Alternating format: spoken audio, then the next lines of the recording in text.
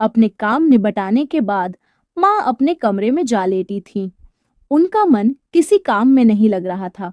शिखा से फोन पर बात कर वे बेहद अशांत हो उठी थीं। उनके शांत जीवन में सहसा उथल-पुथल मच गई थी। दोनों रश्मि और शिखा बेटियों के विवाह के बाद वे स्वयं को बड़ी हल्की और निश्चिंत अनुभव कर रही थीं।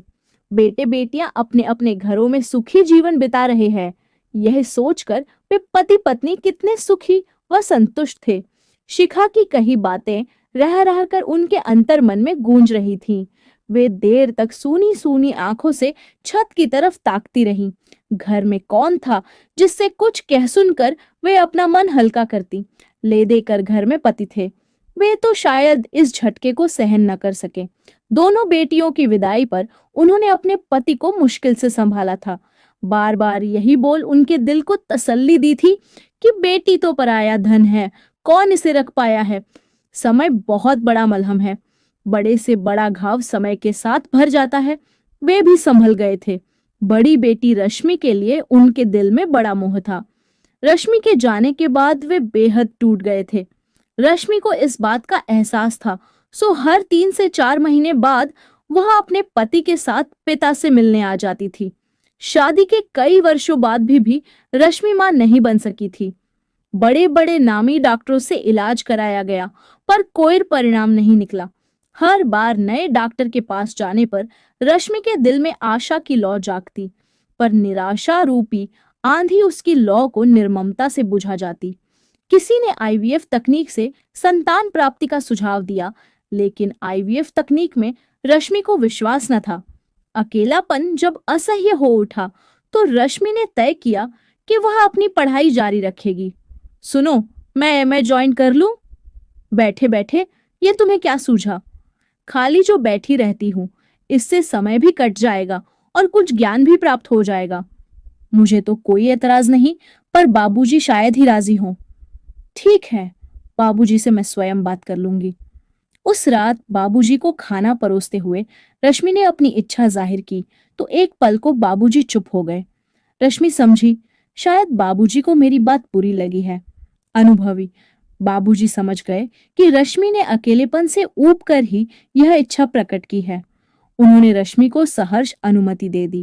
कॉलेज जाने के बाद नए मित्रों और पढ़ाई के बीच 2 साल कैसे कट गए, यह स्वयं रश्मि भी न जान सकी। रश्मि ने अंग्रेजी एमए की परीक्षा प्रथम श्रेणी में पास कर ली।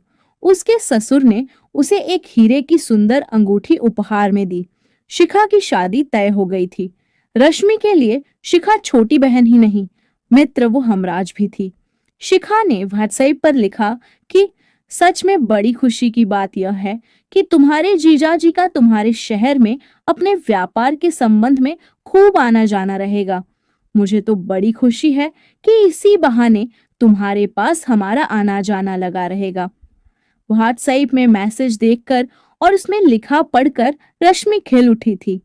कल्पना में ही उसने अनदेखे जीजाजी के व्यक्तित्व के कितने ही खाके खींच डाले थे, पर दिल में कहीं यह एहसास भी था कि शिखा के चले जाने के बाद माँ और बाबूजी कितने अकेले हो जाएंगे। शिखा की शादी में रमेश से मिलकर रश्मि बहुत खुश हुई। कितना हंसमुख, सरल, नेक लड़का है। शिखा जरूर इसके साथ खुश रहेगी। रमेश भी रश्मि से मिलकर प्रभावित हुआ था। उसका व्यक्तित्व ही ऐसा था। शिखा की शादी के बाद 1 माह रश्मि माँ बाप के पास ही रही थी, ताकि शिखा की जुदाई का दुख उसकी उपस्थिति से कुछ कम हो जाए। शिखा अपने पति के साथ रश्मि के घर आती जाती रही। हर बार रश्मि ने उनकी जी खोलकर आवभगत की। उनके साथ बीते दिन यूं गुजर जाते कि पता ही न लगता कि कब वे लोग आए और कब चले गए। उनके जाने के बाद रश्मि के लिए वे सुखद स्मृतियां ही समय काटने को काफी रहती। शिखा शादी के बाद जल्द ही एक-एक कर 2 बेटियों की मां बन गई थी। रश्मि ने शिखा के हर बच्चे के स्वागत की तैयारी बड़ी धूमधाम और लगन से की। अपने दिल के अरमान वह शिखा की बेटियों पर पूरे कर रही थी। मनोज भी रश्मि को खुश देखकर खुश था। उसकी जिंदगी में आई कमी को किसी हद तक पूरी होते देख उसे सांत्वना मिली थी। शिखा के तीसरे बच्चे की खबर सुनकर रश्मि अपने को रोक न सकी। शिखा की चिंता उसके शब्दों से साफ प्रकट हो रही थी। उसने तय कर लिया कि वह शिखा के इस बच्चे को गोद ले लेगी। इससे उसके अपने जीवन का अकेलापन, खालीपन तथा घर का सन्नाटा दूर हो जाएगा। बच्चे की जरूरत उस घर से ज्यादा इस घर में है। रश्मि ने जब मनोज के सामने अपनी इच्छा जाहिर की तो मनोज ने सहर्ष अपनी अनुमति दे दी। शिखा, घबरा मत, तेरे ऊपर यह बच्चा भार बनकर नहीं आ रहा है। इस बच्चे को तुम मुझे दे देना। मुझे अपने जीवन का अकेलापन असह्य हो उठा है। तुम अगर यह उपकार कर सको तो आजन्म तुम्हारी आभारी रहूंगी। रश्मि ने शिखा से फोन पर बात की। शाम को जब रमेश घर आया तब शिखा ने मोबाइल पर हुई सारी बात उसे बताई। रश्मि मुझे ही गोद क्यों नहीं ले लेती? उसे कमाऊ बेटा मिल जाएगा और मुझे हसीन मम्मी। रमेश ने मजाक किया। क्या हर वक्त बच्चों जैसी बातें करते हो? कभी तो बात को गंभीरता से लिया करो। रमेश ने गंभीर मुद्रा बनाते हुए कहा। लो, हो गया गंभीर, अब शुरू करो अपनी बात। नाराज होते हुए शिखा कमरे से जाने लगी तो रमेश ने उसका आंचल खींच लिया। बात पूरी किए बिना कैसे जा रही हो? रश्मि के दर्द व अकेलेपन को नारी हृदय ही समझ सकता है। हमारा बच्चा उसके पास रहकर भी हमसे दूर नहीं रहेगा। हम तो वहां आते जाते रहेंगे ही। हाँ, कह देती हूँ, बच्चे पर माँ का अधिकार पिता से अधिक होता है। तुम जैसा चाहो करो, मेरी तरफ से स्वतंत्र हो। शिखा ने रश्मि को अपनी रजामंदी दे दी। सुनकर रश्मि ने तैयारियां शुरू कर दी। इस बार वह मौसी की नहीं, माँ की भूमिका अदा कर रही थी। उसकी खुशियों में मनोज पूरे दिल से साथ दे रहा था। ऐसे में एक दिन उसे पता चला कि वह स्वयं मां बनने वाली है। रश्मि डॉक्टर की बात का विश्वास ही न कर सकी। उसने अपने हाथों पर चिकोटी काटी। मनोज ने खबर सुनते ही रश्मि को चूम लिया। उसी रात रश्मि ने शिखा को फोन किया। शिखा, तेरा यह बच्चा मेरे लिए दुनिया जहान की खुशियां ला रहा है। सुनेगी तो विश्वास नहीं आएगा, मैं मां बनने वाली हूँ। कहीं तेरे बच्चे को गोद लेने के बाद मां बनती तो शायद तेरे बच्चे के साथ पूरा न्याय न कर पाती। रश्मि की आवाज में खुशी झलक रही थी। आज मैं इतनी खुश हूं कि स्वयं मां बनने पर भी इतनी खुश न हुई थी। 14 साल बाद पहली बार तुम्हारे घर में खुशी नाचेगी। शिखा बहन की इस खुशी से दोगुनी खुश होकर बोली। माँ और बाबूजी भी यह खुशखबरी सुनकर आ गए थे। रश्मि के ससुर की खुशी का ठिकाना ही न था। रश्मि ने अपनी बेटी का नाम प्रीति रखा था। प्रीति घर भर की लाडली थी। शिखा और रमेश का आना जाना लगा ही रहता। शिखा के तीसरा बच्चा बेटा था। रश्मि ने यही सोचकर कि घर में बेटा होना भी जरूरी है, शिखा से उसका बेटा नहीं मांगा। रश्मि की खुशियां शायद जमाने को भाई नहीं। शिखा व रमेश रश्मि के पास आए हुए थे। उनकी दूर की मौसी प्रीति को देखने आई थी। रश्मि को बधाई देते हुए उन्होंने कहा, रश्मि, तेरा रूप बिटिया न ले सकी। यह तो अपने मौसा मौसी की बेटी लगती है। यह तो अपने अपने समझने की बात है मौसी। मैं प्रीति को अपनी बेटी से बढ़कर प्यार करता हूँ। मौसी का कथन और रमेश का समर्थन शिखा के दिल में तीर बनकर चुभ गए। जिन आंखों से प्रीति के लिए प्यार उमड़ता था, वही आंखें अब उसका कठोर परीक्षण कर रही थीं। प्रीति का हर अंग उसे रमेश के अंग से मेल खाता दिखाई देने लगा। प्रीति की नाक, उसकी उंगलियां रमेश से कितनी मिलती हैं, तो क्या प्रीति रमेश की बेटी है? शिखा के दिल में संदेह का बीज पनपने लगा। मौसी का विषबाण अपना काम कर चुका था। रश्मि बच्चे की चाह में इतना गिर सकती है और रमेश ने मेरे विश्वास का यही परिणाम दिया। शिखा सोचती रही, कुढ़ती रही। घर लौटते ही शिखा उबल पड़ी। सुनते ही रमेश सन्नाटे में आ गया। ये रश्मि की सगी बहन बोल रही है या कोई शत्रु? तुम पढ़ी लिखी होकर भी अनपढ़ों जैसा व्यवहार कर रही हो। तुम में विश्वास नाम की कोई चीज ही नहीं। इतना ही भरोसा है मुझ पर। अविश्वास की बात ही क्या रह जाती है? प्रीति का हर अंग गवाह है कि तुम ही उसके बाप हो। औरत सौत को कभी बर्दाश्त नहीं कर पाती, चाहे वह उसकी सगी बहन ही क्यों न हो। किसी के रूप रंग का किसी से मिलना क्या किसी को दोषी मानने के लिए काफी है? गर्भावस्था में माँ की आंखों के सामने जिसकी तस्वीर होती है, बच्चा उसी के अनुरूप ढल जाता है। अपनी डॉक्टरी अपने पास रखो, तुम्हारी कोई सफाई मेरे लिए पर्याप्त नहीं।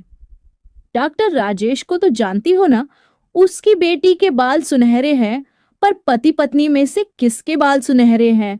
राजेश ने तो आज तक कोई तोहमत अपनी पत्नी पर नहीं लगाई। मैं औरत हूं, मेरे अंदर औरत का दिल है, पत्थर नहीं। बेचैनी में शिखा अपनी परेशानी मां को बता चुकी थी। उसकी रातें जागते कटती, भूख खत्म हो गई थी। फोन करने के बाद मां कितनी बेचैन हो उठेंगी, यह उसने सोचा ही न था। मां अंदर ही अंदर परेशान हो उठी। दोपहर को जब पति सोने चले गए तो उन्होंने शिखा को फोन किया। तुम्हारी बात ने मुझे बहुत अशांत कर दिया है। रश्मि तुम्हारी बहन है, रमेश तुम्हारा पति। तुम उनके संबंध में ऐसा सोच भी कैसे सकती हो? रश्मि अगर 14 साल बाद मां बनी है तो इसका अर्थ यह तो नहीं कि तुम उस पर लांछन थोप दो। तुम्हारा अविश्वास तुम्हारे घर के साथ साथ रश्मि का घर भी ले डूबेगा। जिंदगी में सुख व खुशी हासिल करने के लिए विश्वास अत्यंत आवश्यक है।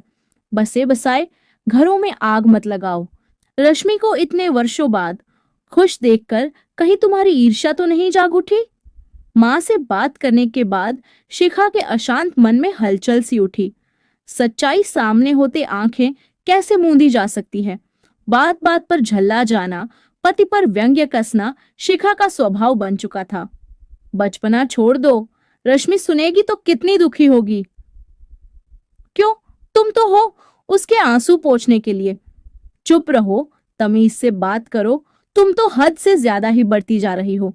जो सच नहीं है उसे तुम 100 बार दोहरा कर भी सच नहीं बना सकती। शिखा को हर घटना इसी एक बात से संबद्ध दिखाई पड़ रही थी। चाह कर भी वह अपने मन से किसी भी तरह इस बात को निकाल न सकी। इधर रमेश को रह रहकर मौसी जी पर गुस्सा आ रहा था, जो उनके शांत जीवन में पत्थर फेंक कर हलचल मचा गई थी। पढ़ लिख कर इंसान का मस्तिष्क विकसित होता है, सोचने समझने और परखने की शक्ति आती है। पर शिखा तो पढ़ लिख कर भी अनपढ़ रह गई थी। एक दूसरे के लिए अजनबी बन पति पत्नी अपनी अपनी जिंदगी जीने लगे। आखिर हुआ वही जो होना था। बात रश्मि तक भी पहुंच गई। सुनकर उसे गुस्सा कम और दुख अधिक हुआ। मनोज को भी इस बात का पता लगा, पर व्यक्ति व्यक्ति में भी कितना अंतर होता है। रश्मि के प्रति विश्वास की जो जड़ें सालों से जमी थीं, वे इस कुठाराघात से उखड़ न सकी। रश्मि ने मन मारकर शिखा को फोन कर कहा, इसे तुम चाहो तो मेरी तरफ से अपनी सफाई में एक प्रयत्न भी समझ सकती हो। हमारा सालों का रिश्ता, खून का रिश्ता यूं इतनी जल्दी तोड़ दोगी? शांत मन से सोचो, मैं तो तुम्हारा बच्चा गोद लेने वाली थी, फिर मुझे ऐसा करने की आवश्यकता क्यों होती? रमेश को मैंने हमेशा छोटे भाई की तरह प्यार किया है। इस निश्चल प्यार को कलुषित मत बनाओ। वैवाहिक जीवन की नींव विश्वास रूपी भूमि पर खड़ी है। अपनी बसी बसाई गृहस्थी में शंका रूपी कुल्हाड़ी से आघात क्यों करना चाहती हो? तनाव और कलह को क्यों निमंत्रण दे बैठी हो? रमेश को तुम इतने सालों में भी समझ नहीं सकी हो। शिखा इन बातों से और जल भुन गई। रमेश उसकी नजर में अभी भी अपराधी है। घर वह सोने और खाने को ही आता है। उसका घर से बस इतना ही नाता रह गया है। माँ द्वारा पिता की उपेक्षा होते देख बच्चे भी उससे वैसा ही व्यवहार करते हैं। दोस्तों, आज की कहानी आपको कैसी लगी कमेंट करके जरूर बताएं। अगर आप चैनल पर नए हैं तो चैनल को सब्सक्राइब जरूर करें। धन्यवाद।